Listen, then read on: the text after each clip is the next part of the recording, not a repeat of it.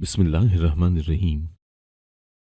मेरा शौहर मुझ पर शक करता, मुझे मारता पीटता। मैं खामोशी से सब बर्दाश्त करती ताकि अल्लाह मुझसे राजी हो जाए। यूं ही 2 साल गुजर गए। जब एक दिन शौहर ने गुस्से से बांझ कहकर मुझे तलाक दे दी, मैंने आसमान की तरफ देखा और कहा, अल्लाह, मैं तेरे इस फैसले पर भी राजी हूं। और शुक्र करती एक मजार पर जा बैठी जहां 2 वक्त की रोटी मिलने लगी। एक दिन सो रही थी कि तेज बारिश हो गई और इस बारिश में मुझे मेरे सालों के सब्र का इनाम मिला कि मैं जो ही बारिश से बचने के लिए मजार के अंदर जाने आ रही हूं, दरवाजे पर मुसलसल दस्तक की आवाज सुनकर मैंने आवाज लगाई और जल्दी से दरवाजे की जानिब बढ़ी। मैंने दरवाजा खोला तो मेरा शौहर गुस्से में लाल पीला हो रहा था। आज वो मामूल से कुछ जल्दी आ गया था। इतनी देर क्यों लगा दी दरवाजा खोलने में? वो एकदम अंदर आ घुसा। किसके साथ मुंह काला कर रही थी? उसकी बात सुनकर मैं साकत रह गई। ये क्या कह रहे हो? बिल्कुल ठीक कह रहा हूं। दरवाजा खोलने में इतना वक्त लगता है क्या? ना तो दरवाजे से बावर्ची खाने का इतना तवील रास्ता है और ना ही कमरे का। तूने अपने आशिक को छत पर से भगाया है ना? वो दरवाजे के पास रखा वाइपर उठाकर फौरन सीढ़ियों की तरफ बढ़ा और भागकर ऊपर चढ़ गया, जबकि मैं हैरान परेशान खड़ी रह गई थी। भाग गया कमीना कहीं का। उसने नीचे उतरकर गुस्से में एक मोटी काली उस शख्स को निकाली जिसका कोई वजूद ही ना था। मैं नमाज पढ़ रही थी, इसीलिए आने में देर हो गई। तुम गलत सोच रहे हो। मैंने अपनी सफाई देने की कोशिश की तो उसका हाथ घूमा और उसने एक जोरदार थप्पड़ मेरे मुंह पर दे मारा। मैं इस अचानक हमले से लड़खड़ा गई और दीवार से जा टकराई। मैं मुंह पर हाथ रखे हैरानी से उसे देखने लगी। कुछ ही अरसे में ये शख्स किस कदर बदल गया था। ये वो आदमी तो ना था जो मेरी मोहब्बत का दम भरता था। अम्मा तेरे बारे में सही कहती थी, तेरे सारे तौर तरीके बाजारी औरतों के से हैं। मैं ही कम अकल था जो मैंने अपनी माँ की बात पर यकीन न किया। उसने गुस्से से वाइपर उठाकर जमीन पर पटका और अंदर की जानिब कदम बढ़ा दिए, जबकि मैं रोती हुई वहीं दीवार के साथ लगी जमीन पर बैठ गई थी। मेरा नाम सबा है। न जाने मैं रब से कैसा नसीब लिखवाकर इस दुनिया में आई थी। पैदा हुई तो माँ इस दुनिया से चली गई। माँ की ममता का एहसास क्या होता है ये मैं कभी जान ही ना पाई। बाप ज्यादा दिन माँ के मरने का गम नहीं मना सका था और जल्दी उसने दूसरी शादी कर ली। अब्बा ने दादी और सब रिश्तेदारों को तो कहा यह था कि वो दूसरी शादी सिर्फ अपनी बच्ची के लिए कर रहा है ताकि इसको माँ का प्यार और तवज्जो मिल सके। लेकिन सौतेली माँ के आने के बाद वो खुद भी मेरा सगा न रहा था और मैं साथ साथ बाप के प्यार और तवज्जो से भी महरूम हो गई थी। इस तरह अब्बा की दूसरी शादी सुकून का बाइस बनने के बजाय मेरी जिंदगी में और ज्यादा मुश्किलात ले आई थी। सौतेली माँ ने मुझे कभी दिल से कबूल न किया। उसके नजदीक मैं सिर्फ एक बोझ थी जो उसे ना चाहते हुए भी निभाना पड़ रहा था। वो अक्सर मुझे ताने देती, तौबा कितनी मनहूस लड़की है, पैदा होते ही माँ को खा गई। मेरे नन्हे दिल पर ये अल्फाज तीर बनकर लगते, मगर मैं खामोश रहती। मैं अक्सर सोचती थी कि मैंने तो कभी अपनी सौतेली माँ के साथ कुछ भी बुरा नहीं किया, फिर वो क्यों मुझसे इस कदर नफरत करती है। मैं हमेशा कोशिश करती कि उसकी नजर में अच्छी बनूं, लेकिन मेरी कोई भी बात उसे कभी खुश न कर पाई थी। अगर कभी घर में कोई मसला होता तो वो फौरन मुझे कसूरवार ठहरा देती। उसके तानों और नफरत भरे रवैये ने मेरे दिल पर गहरी चोट लगाई थी, मगर मैं खामोशी से सब सहती रही क्योंकि मेरे पास कोई और रास्ता ही नहीं था। मेरा बचपन दूसरों के बच्चों की तरह खुशियों से भरा नहीं था। मुझे खिलौने की जगह झिड़कियां और मोहब्बत की जगह नफरत मिलती थी। जब दूसरे बच्चे स्कूल जाते मैं घर के कामों में जुटी रहती। अगर कभी बच्चों के साथ खेलने चली जाती तो सौतीली माँ को बहुत बुरा लगता और वो जी भर कर मुझे बुरा भला कहती। इस सब में अब्बा का किरदार महज एक खामोश तमाशाई का था। अब्बा ने कभी मेरी हिमायत में माँ को एक लफ्ज तक न कहा था और न कभी उसे समझाने की कोशिश की थी। उस वक्त मेरी बूढ़ी दादी मेरा वाहिद सहारा थी और उस तपती धूप में वो मेरे लिए घनी छांव की मानिंद थी। जब भी सौतेली माँ के ताने मेरे दिल को चीर देते, दादी की गोद में पनाह मिल जाती। उनकी झुर्रियों भरे हाथों का लम्स मेरे दुखों का मरहम बन जाता।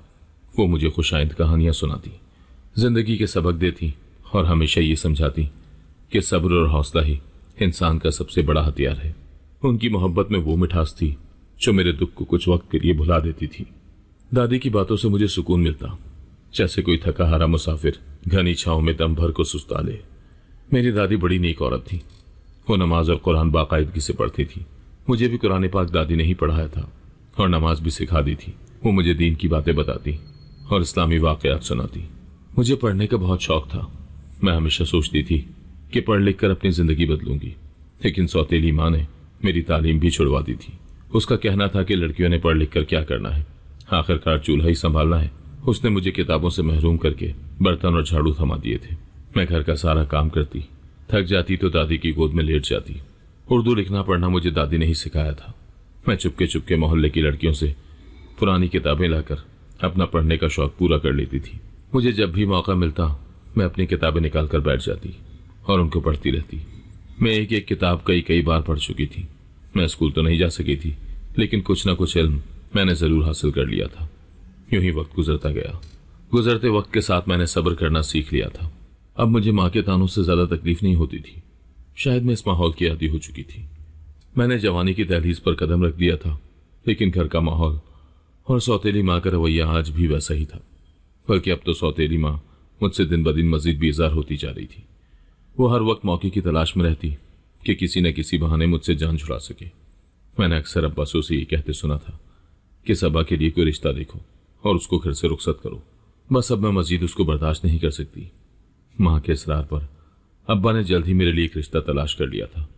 हालांकि अभी मेरी उम्र क्या थी, सिर्फ 18 बरस की थी, और अब्बा ने मुझसे 10-12 साल बड़ी उम्र के शख्स से मेरा रिश्ता तय कर दिया था, जो पहले ही अपनी एक बीवी को तलाक दे चुका था। अम्मा फजल की अपनी दुकान है, खूब चलती है, पैसे की कोई कमी नहीं है।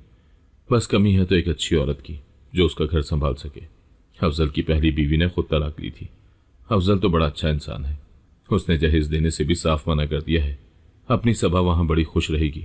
अब्बा दादी को अफजल की खूबियां गिनवा रहे थे। अभी बच्ची की उम्र ही क्या है अनवर, ये तो खुद अभी ना समझ है, शादी की जिम्मेदारियां कैसे उठाएगी। दादी ने अब्बा को समझाने की कोशिश की। शादी जिंदगी का बड़ा फैसला होता है और इतनी जल्दी सबा की शादी करने की क्या जरूरत है, इसकी कौन सा उम्र निकली जा रही है। दादी का लहजा मोहब्बत और फिक्र से भरा हुआ था। दादी की बातों में एक माँ जैसा दर्द था। उन्होंने मेरी सौतेली माँ को भी समझाने की कोशिश की थी। शादी ब्याह के फैसले सब्र और तहम्मुल से किए जाते हैं। अगर शादी करनी भी है तो कोई सबा के जोड़ का रिश्ता देखो। वैसे भी अभी इसकी शादी जैसी बड़ी जिम्मेदारी के बोझ तले दबने की उम्र नहीं है। मगर दादी की बातों का किसी पर कोई असर नहीं हुआ। आपको तो हमेशा इसकी ही फिक्र रहती है, हम कब तक इस बोझ को पालेंगे।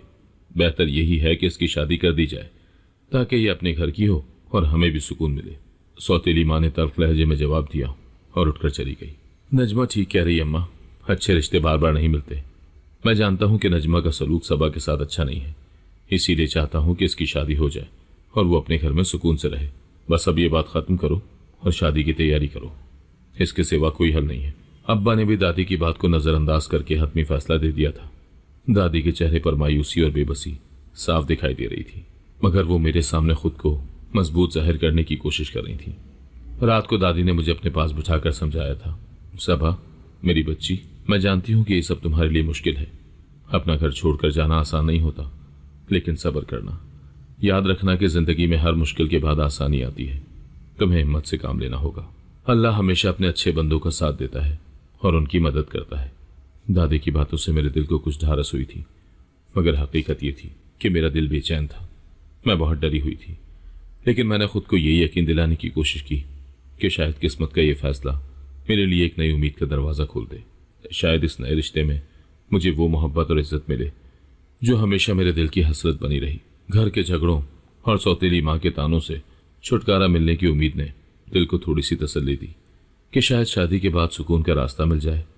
मगर साथ ही दिल में एक खौफ भी था कि क्या ये नई जिंदगी मेरे लिए वाकई खुशियों का पैगाम लाएगी या ये भी एक और आजमाइशी साबित होगी। न जाने मेरा शौहर कैसा होगा। क्या मेरा शौहर एक मोहब्बत करने वाला जीवन साथी बनेगा या ये नया रिश्ता मेरी जिंदगी के दुखों में मजीद इजाफा करेगा। मेरे दिल में हजारों खदशात मौजूद थे, मगर मेरे पास दूसरा कोई ऑप्शन नहीं था। वैसे भी अब्बा ने अपना हुक्म सुनाया था, कौन सा मेरी मर्जी जानने की कोशिश की थी।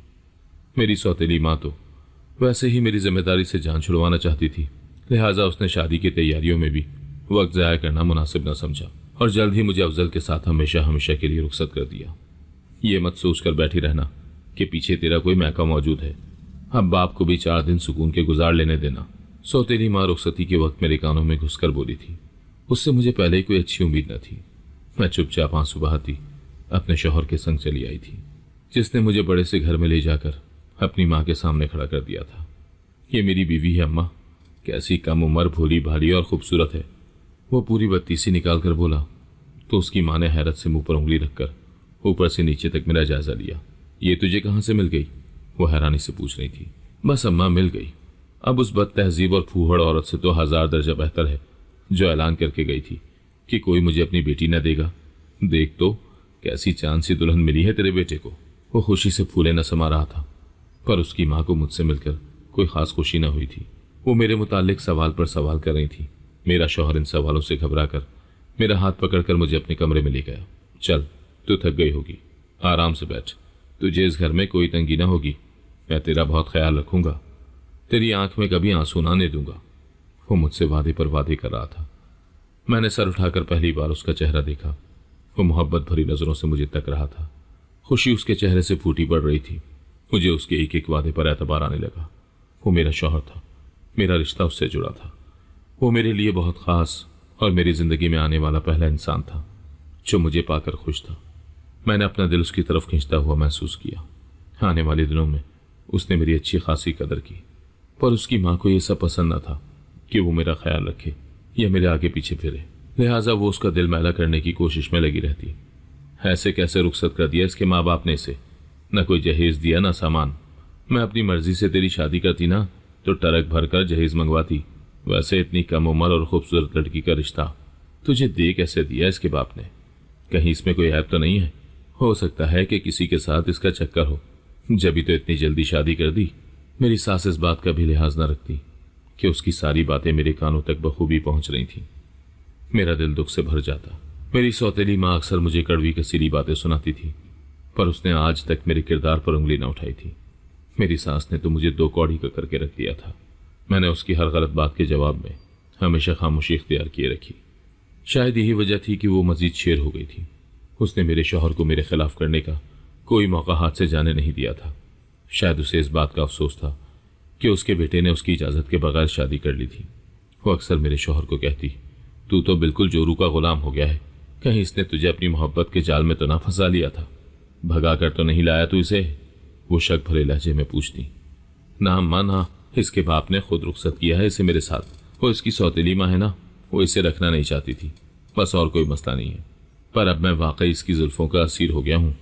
मेरा शौहर मजे से कहता तो मेरा दिल भाग भाग हो जाता। मेरी खुशियों का महल जल्द ही चकनाचूर हो गया था।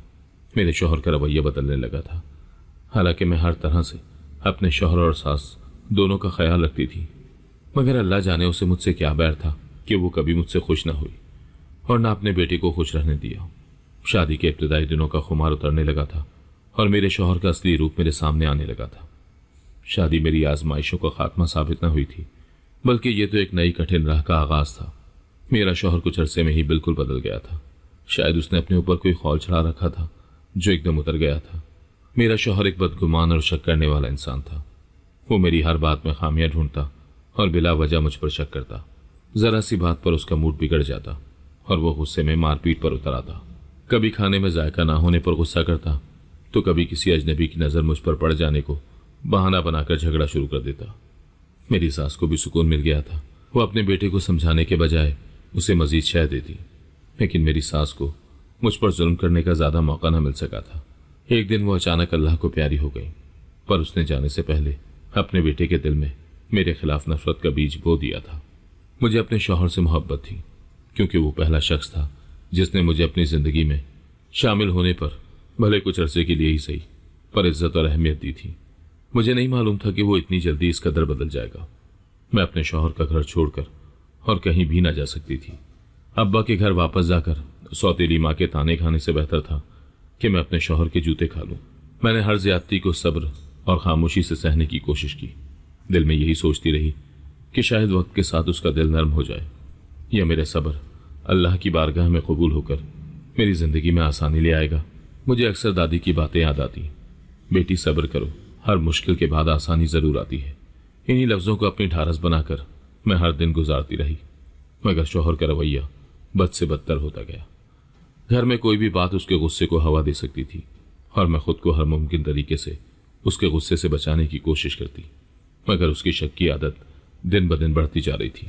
ऐसा लगता था जैसे उसके साथ कोई जहनी मसला हो। रातों को रोते हुए मैं अल्लाह से दुआ करती कि कोई मुआवजा हो जाए और मेरा शौहर बदल जाए, लेकिन ऐसा कुछ न हुआ। हर गुजरते दिन के साथ मेरे शौहर का रवैया बद से बदतर होता जा रहा था। बेशक घर में खाने पीने और सामान की तंगी न थी, लेकिन शौहर की शक की आदत ने मेरी जिंदगी अजीरन कर दी थी। यकीनन उसकी पहली बीवी ने भी उससे इसी वजह से तलाक ली होगी, लेकिन मेरे पास तो कोई ठिकाना ही ना था। मैं कहाँ जाती। मेरे शबो रोज इसी अजियत में गुजर रहे थे। मेरी शादी को 1 साल का अरसा गुजर चुका था कि एक दिन दादी का इंतकाल हो गया। मुझे दादी के मरने का बहुत सदमा हुआ था। कई दिनों तक मैं रोती रही थी, लेकिन फिर रफ्ता रफ्ता सब्र आ गया था। दादी के होते मैं कभी कभार अब्बा के घर का चक्कर लगा लेती थी, लेकिन दादी के मरने के बाद मैं वहां कभी नहीं गई थी। अब्बा को तो शायद याद भी नहीं था कि उसकी कोई बेटी है। वो अपनी जिंदगी में मगन था। शायद यही वजह थी कि मेरे शौहर का हौसला बढ़ता जा रहा था। वो ये बात अच्छी तरह जान चुका था कि चाहे कुछ भी हो, मेरा उसके साथ रहना मेरी मजबूरी है। ये वक्त मेरे लिए मुसलसल आजमाइश का सफर था। हर दिन एक नया इम्तिहान लेकर आता और हर रात आंखों में आंसू लिए गुजरती। शौहर के बदगुमान रवैये और शक भरी बातों के बावजूद भी मेरे दिल में ये उम्मीद थी कि शायद एक दिन वो बदल जाए। सास के मरने के बाद मैं सोचती थी कि शायद अब शौहर का रवैया मेरे साथ बेहतर हो जाएगा, लेकिन वक्त गुजरने के साथ सब कुछ मजीद बिगड़ता चला गया।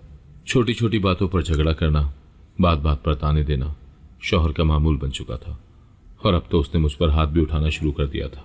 मैं उसकी हर ज्यादती को खामोशी से बर्दाश्त करती रही, मगर मेरे सब्र का उस पर कोई असर न हुआ। शौहर का शक दिन ब दिन बढ़ता गया। इस तरह 1 साल का अरसा मजीद गुजर गया था। अब तो वो मुझे बच्चा ना होने का भी ताना देने लगा था। वो अक्सर मुझसे कहने लगता था, तुम्हारे नसीब में औलाद है ही नहीं। फिर गुस्से में कहने लगता, तुम्हारी माँ ठीक कहती थी, तुम हो ही मनहूस। एक रात शौहर दुकान से आया तो उसका मूड खराब था। उसने बिला वजह ही झगड़ा शुरू कर दिया था और गुस्से में मुझे बांझ कहकर तलाक दे दी थी। उसके अल्फाज तीर बनकर मेरे दिल में पैवस्त हो गए। मेरी आंखों के सामने अंधेरा छा गया। मुझ में कुछ भी कहने की हिम्मत बाकी न थी। मैं सदमे की हालत में बेहिस्सो हरकत खड़ी थी। उसने दरवाजा खोलकर मुझे घर से बाहर धक्का दे दिया, निकलो यहां से, और अब दोबारा कभी मुझे अपनी शक्ल मत दिखाना। उसने चीख कर कहा। मुझे यूं लगा जैसे मेरी जिंदगी का आखिरी सहारा भी छिन गया हो, लेकिन मैंने आंखों से बहते आंसुओं को पोंछा और लरसते दिल के साथ आसमान की तरफ देखा और धीरे से कहा, या अल्लाह, मैं तेरे इस फैसले पर भी राजी हूं। शायद ये भी मेरे नसीब का एक इम्तहान है। मेरी आंखों से आंसू जारी थे, लेकिन अंदर कहीं एक अजीब सा सुकून भी उतरने लगा। दादी की आवाज मेरे कानों में गूंजने लगी थी कि अल्लाह कभी अपने बंदों को उनकी हिम्मत से ज्यादा आजमाइश में नहीं डालता। मुझे बाप के घर वापस जाने का ख्याल आया, मगर सौतेली माँ की तल्ख बातें और ताने जहन में गूंजने लगे। मैं जानती थी कि वहां पर मेरे लिए कोई जगह नहीं होगी। बाप के घर वापस जाकर मैं अपने आप को मजीद जिल्लत में नहीं धकेल सकती थी। मैं यूं ही बेमकसद सड़कों पर चलती रही और सोचती रही कि अब मेरा ठिकाना कहाँ होगा। यूं ही चलते चलते एक मजार सामने आया तो मैं मजार पर जा बैठी। मैंने खुद को चादर से सर से पांव तक अच्छी तरह लपेट लिया था और दीवार से टेक लगाकर बैठ गई थी। रोते रोते न जाने कब मेरी आंख लग गई थी। कौन है रे तू? एक जोरदार आवाज से मेरी आंख खुल गई थी। मैंने नजर उठाकर सामने देखा। कोई उधड़ उमड़ा आदमी जिसने लंबा सा चोला पहना हुआ था, गले में बड़े बड़े मोतियों की माला थी, सुर्ख आंखों से मुझे घूर रहा था। वो शायद इस मजार का रखवाला था। मैं हवन्नक से उसकी शक्ल देखती रही। बोलती क्यों नहीं? कौन है रे तू? कहाँ से आई है? उसने दोबारा अपना सवाल दोहराया। मैं बुरी तरह घबरा गई थी। तू जा दिलावर, बच्ची डर गई है, मैं पता करती हूँ। एक बूढ़ी औरत ने कहा। अच्छे से पता कर लेना अम्मा नूरी, आजकल बड़ी सख्ती है। दिलावर ये कहकर वापस चला गया था। बूढ़ी औरत आकर मेरे पास बैठ गई थी। घर से भाग कर आई है क्या? उसने टटोलती नजरों से मुझे देखा। आशिक धोखा दे गया होगा तेरा। नहीं, मैंने बेख्तियार नफी में सर हिलाया। शौहर ने घर से निकाल दिया। क्या तू शादीशुदा है? बूढ़ी औरत ने हैरत से पूछा। देख, झूठ मत बोलना। उसे मेरे शादीशुदा होने पर शक था। एक तो मेरी उम्र वैसे ही कम थी और ऊपर से फिर इन 2 सालों के दौरान में पहले से भी ज्यादा कमजोर हो गई थी। मैंने मुख्तसरन उसे अपने तमाम हालात कह सुनाए थे। मेरा कोई ठिकाना नहीं है अम्मा, जाऊं तो कहाँ जाऊं? सारी बात सुनकर उसने एक ठंडी सांस भरी थी। तू यहां आराम से रह मेरी बच्ची, कोई तुझे कुछ नहीं कहेगा। अक्सर पुलिस पूछताछ करने आ जाती है तो ख्याल रखना पड़ता है। मैंने दरबार पर रहना शुरू कर दिया था। दिन में लंगर से 2 वक्त का खाना मिल जाता और रात को मजार के सहन में सोने की जगह। यह जगह मेरे लिए दुनिया की नफरतों से दूर एक पनाहगाह बन गई थी। पेट भरकर खाना मिलता और कोई ताना भी नहीं देता था। अम्मा नूरी मेरा ख्याल रखती थी। मुझे उसमें दादी का चेहरा नजर आता था, वही झुर्रियों भरा मगर मेहरबान चेहरा। मेरा हर दिन मजार पर गुजरता। मेरे अलावा यहाँ और भी बेसहारा औरतें थीं। सुबह शाम यहाँ बहुत सारे लोग आते थे। कुछ लोग आकर दुआएं मांगते, कुछ मर्द और औरतें यहाँ आकर भीख मांगते। कुछ ऐसी औरतें भी आती थी जिनका मकसद ही गलत होता था। कई एक औरतों ने मुझे भी तंग करने की कोशिश की थी। अरे यहाँ कहाँ बैठी है, हमारे साथ चलेगी तो वारे न्यारे हो जाएंगे। अम्मा नूरी हर बार ऐसी औरतों को डांट कर भगा देती थी। दफा हो जाओ, क्यों तंग कर रही हो बच्ची को। रफ्ता रफ्ता दिलावर को मेरी नेक फितरत का अंदाजा हो गया था। मैं ना भीख मांगती थी, न किसी और गलत काम में मुलविस थी। अक्सर लोग मेरे आगे कुछ रुपए रख जाते थे, मैं तो वो भी नहीं उठाती थी। मुझे रुपए की तमन्ना न थी। पेट भरने को रोटी चाहिए थी, वो मिल रही थी। मैं नमाज पढ़ती और अल्लाह से अपने लिए मदद तलब करती। दिलावर समझ गया था कि मैं सिर्फ हालात की मारी थी। मुझे दरबार पर रहते हुए काफी वक्त गुजर चुका था। अब तो दरबार पर रहने वाले सब लोगों से मेरी वाकफियत हो गई थी। मैं ज्यादातर दरबार के पिछले सहन में बैठी रहती थी, क्योंकि सामने की तरफ ज्यादा रश होता था और अक्सर अहवाश मर्दों का आना जाना भी लगा रहता था। मुझे उनकी नजरें पसंद न थी, इसीलिए मैं ज्यादातर पीछे की तरफ ही रहती और रात को वहीं अम्मा नूरी के साथ लेटकर सो जाती थी। एक दिन मैं मजार के सहन में सो रही थी कि अचानक तेज बारिश शुरू हो गई। मैं जल्दी से मजार के अंदर जाने लगी ताकि खुद को बारिश से बचा सकूं। जैसे ही मैं अंदर जाने लगी, अचानक एक मासूम बच्चे की रोने की आवाज ने मेरे कदमों को रोक दिया। बच्चे के रोने की आवाज मजार के पिछले दरवाजे की तरफ से आ रही थी। मैं चौंक कर आवाज के सिमत बढ़ने लगी और दरवाजा खोलकर बाहर झांका। अचानक मुझे एक झटका लगा था।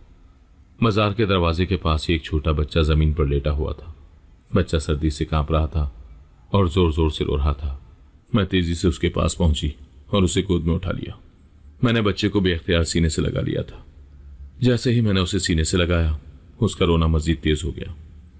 ऐसा लगता था जैसे वो भूख से निढाल हो। बच्चा इतना छोटा था कि जैसे अभी कुछ दिन पहले ही पैदा हुआ हो। मेरे हाथ कांपने लगे। न जाने कौन इतना बेरहम था कि इस मासूम को यूं फेंक गया था। मैंने जल्दी से अपना स्वेटर उतारा जो अम्मा नूरी ने मुझे पहनने को दिया था और बच्चे को उसमें लपेटकर अपने सीने से लगा लिया ताकि वो कुछ गर्म हो सके। बच्चे के नन्हे वजूद को गोद में लेते ही मेरे दिल में अजीब सी ममता जाग उठी थी। मजार के सहन में उस वक्त कोई न था। मैंने बच्चे को चादर में लपेटा और उसे सीने से चिपटाकर थपकने लगी। थोड़ी देर के बाद उसका रोना धीरे धीरे थम गया और वो मेरे सीने से लिपटकर सो गया। मैं जागती हुई उसके मासूम चेहरे को देखती रही और दिले दिल में सोचती रही कि शायद अल्लाह ने इस बच्चे को मेरे लिए भेजा है। सुबह होने तक वो बच्चा मेरे बाजुओं में सुकून से सोया रहा था और मैं अपने दिल में ये सोच चुकी थी कि ये बच्चा मेरा है।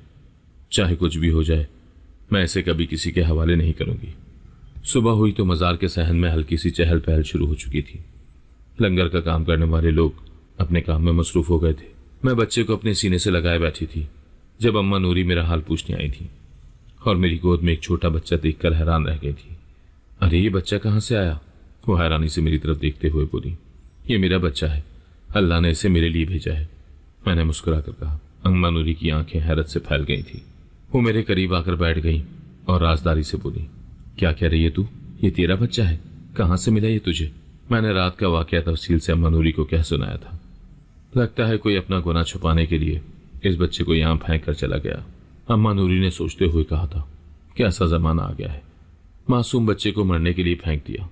शायद अल्लाह ने इस नन्ही जान को मेरे लिए भेजा है ताकि मेरी खाली गोद भर जाए और जीने का एक मकसद मिल जाए।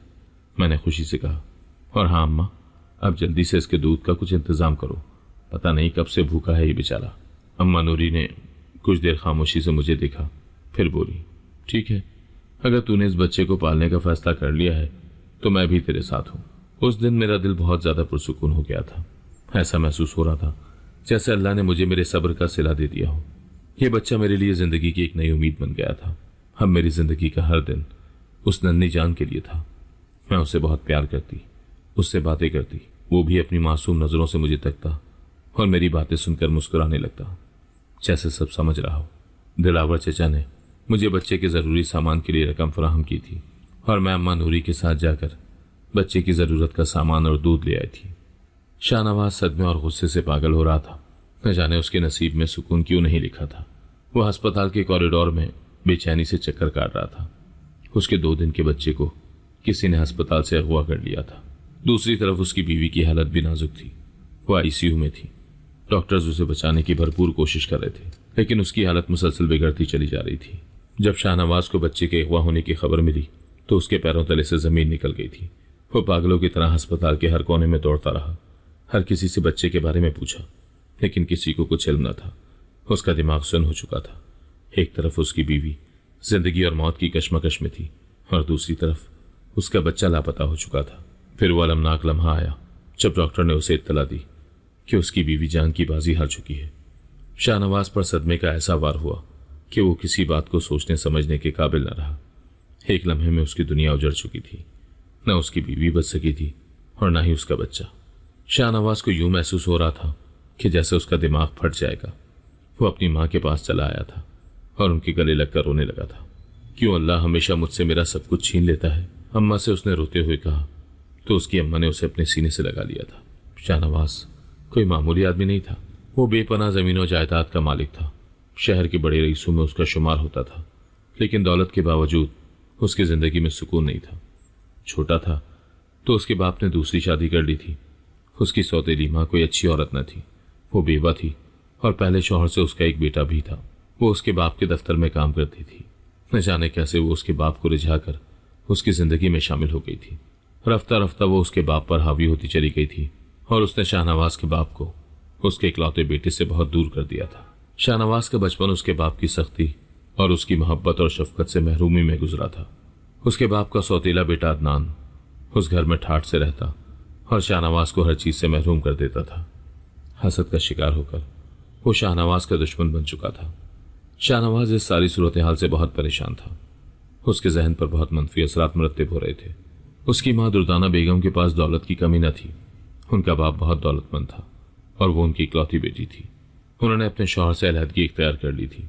अब तक वो शाहनवाज की वजह से सब बर्दाश्त कर रही थी, पर जब शाहनवाज ही खुश न था तो वो यहाँ क्यों रहती।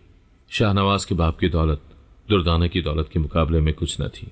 वो अपने आबाई शहर आ गई थी और शाहनवाज के साथ सुकून की जिंदगी गुजारने लगी थी। शाहनवाज बड़ा अच्छा और काबिल बच्चा था। उसने कभी अपनी माँ को मायूस न किया था। ऐसे ही वक्त गुजरता चला गया था। शाहनवाज का बाप बीमार हुआ तो उसने शाहनवाज को मिलने के लिए बुलाया था। वो गया तो उसे अंदाजा हुआ था कि उसका बाप कस्मा पुरसी की जिंदगी गुजार रहा है और उसकी सौतेली माँ का बेटा बाप की हर चीज पर काबिज हो चुका था। शाहनवाज ने अपने बाप का काफी साथ दिया, पैसे भी भिजवाता रहा था, लेकिन कुछ वक्त के बाद उसका इंतकाल हो गया था। उसके बाद शाहनवाज कभी अपने बाप के शहर लौट कर न गया था। जल्द ही दुर्दाना बेगम ने शाहनवाज की शादी कर दी थी। महानूर बहुत अच्छी लड़की थी। शाहनवाज अपनी बीवी से बेपनाह मोहब्बत करता था।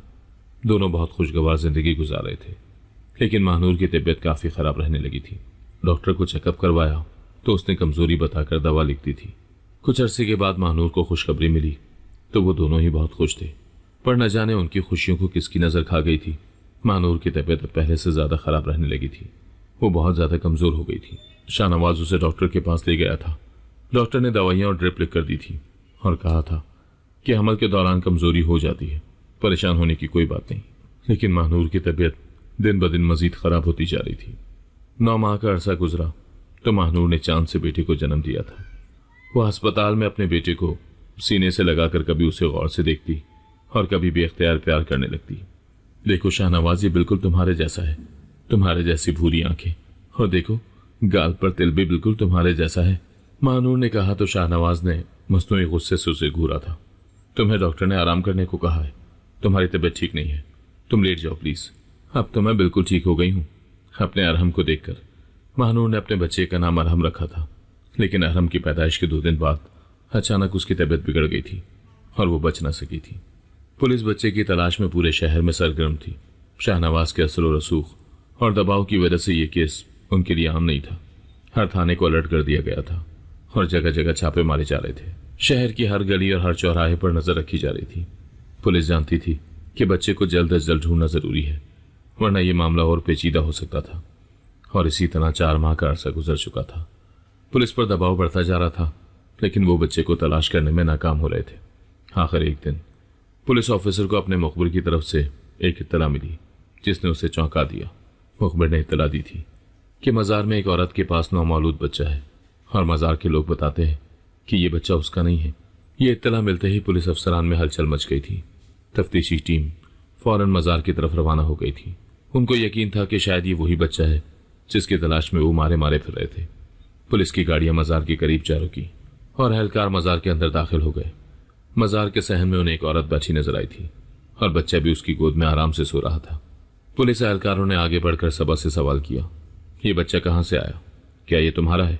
सबा ने सुकून से सर उठाकर कहा, हाँ ये मेरा बच्चा है, अल्लाह ने इसे मेरी झोली में डाला है। पुलिस अफसर ने सख्ती से कहा, हमें हकीकत बताओ, देखने में तो नहीं लगता कि ये तुम्हारा बच्चा है। यहाँ मजार के बाहर कोई इसे छोड़ गया था, मैंने इसे अल्लाह का तोहफा समझकर अपना लिया। सबा ने जवाब दिया। अफसर के चेहरे पर शक का साया लहराया था। उसने बच्चे को गौर से देखा। वो बच्चा वाकई किसी रईस घराने का लगता था, साफ सुथरा और खूबसूरत। अफसर सख्त लहजे में बोला, सच सच बताओ, ये बच्चा तुमने कहाँ से अगवा किया है? सबा ने हैरत से उसकी तरफ देखा और कहा, अगवा?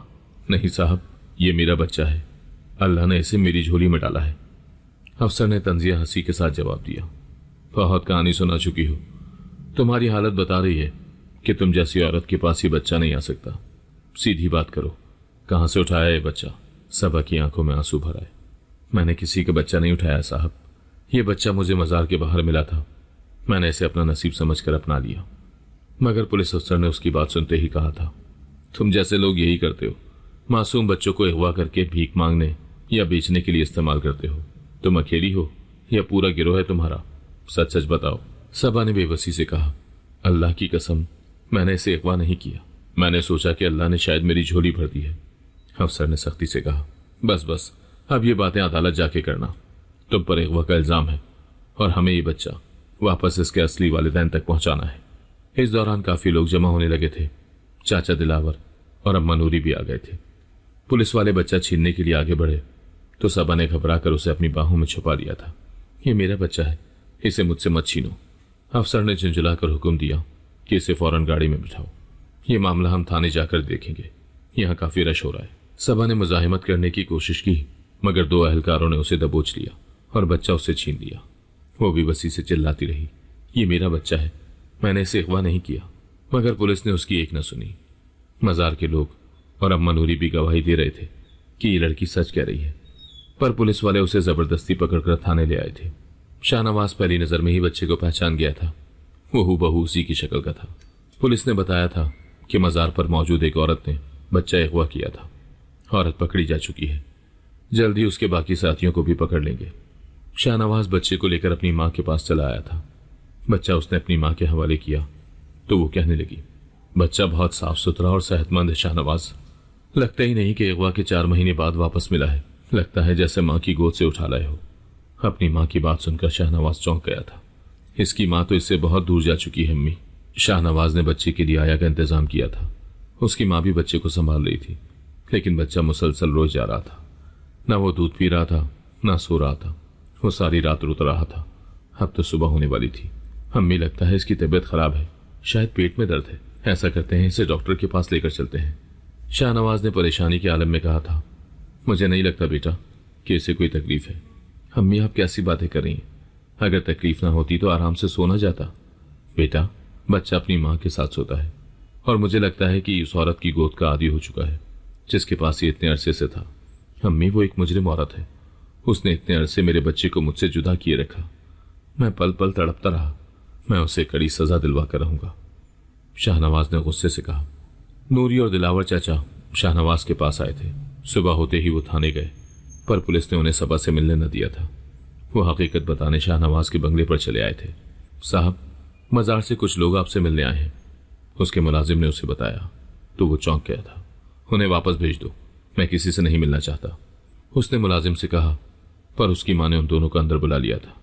साहब, वो बच्ची बेकसूर है, उसने आपके बच्चे को अगवा नहीं किया, वो तो खुद दुखों की मारी है। शाहनवाज ने सख्त नजरों से उन्हें देखा। पुलिस ने उसे बच्चे के साथ मजार पर पकड़ा है।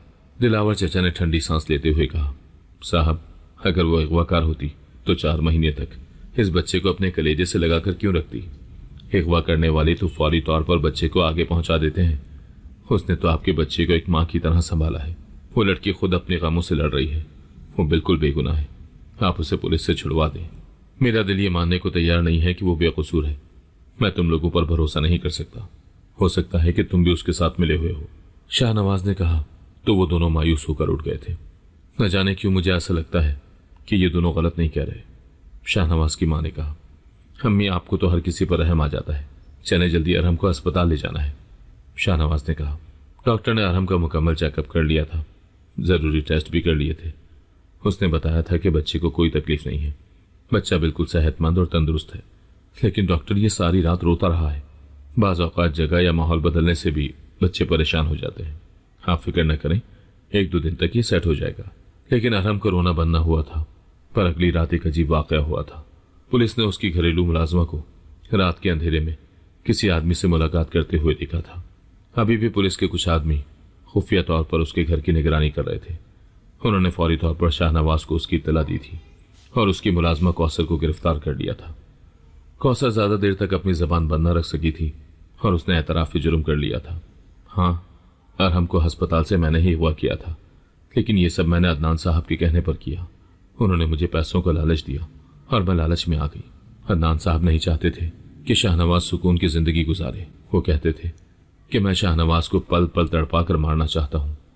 उन्होंने मुझे कहा था कि अस्पताल से बच्चा उठाकर उनको दूं, पर जब मैं बच्चा लेकर उनके पास पहुंची तो उन्होंने कहा कि मैं इस बच्चे को नहर में फेंक दूं या गला दबाकर मार दूं। पर बच्चे को मारने की मेरे में हिम्मत न पड़ी और मैंने मजार के पिछले दरवाजे के पास बच्चे को रख दिया था। कौसर के बयान पर पुलिस ने अदनान को गिरफ्तार कर लिया था। अरहम मुसलसल बेचैन था। वो ठीक से दूध भी न पी रहा था, न सो रहा था। चंद मिनट सोने के बाद वो चौंक कर उठता और रोने लगता। शाहनवाज की मां थाने चली गई थी। उसने सबा को देखा तो उसके दिल में सबा के लिए हमदर्दी भर गई थी। वो जानती थी कि इस लड़की ने अरहम की जान बचाई थी और अब तक इसे अपनी औलाद की तरह संभाल रही थी। बेटी, चलो मेरे साथ, अरहम को तुम्हारी जरूरत है। अरहम का नाम सुनकर सबा ने एक लफ्ज भी ना कहा था और खामोशी से उनके साथ चल पड़ी। घर पहुंचते ही सबा फौरन अरहम के पास गई थी। उसने प्यार से उसे अपने सीने से लगाया और बच्चा, जो कई दिनों से किसी के पास पुरसुकून नहीं हो रहा था, सबा के लम्स और खुशबू को पहचान कर एकदम चुप हो गया था।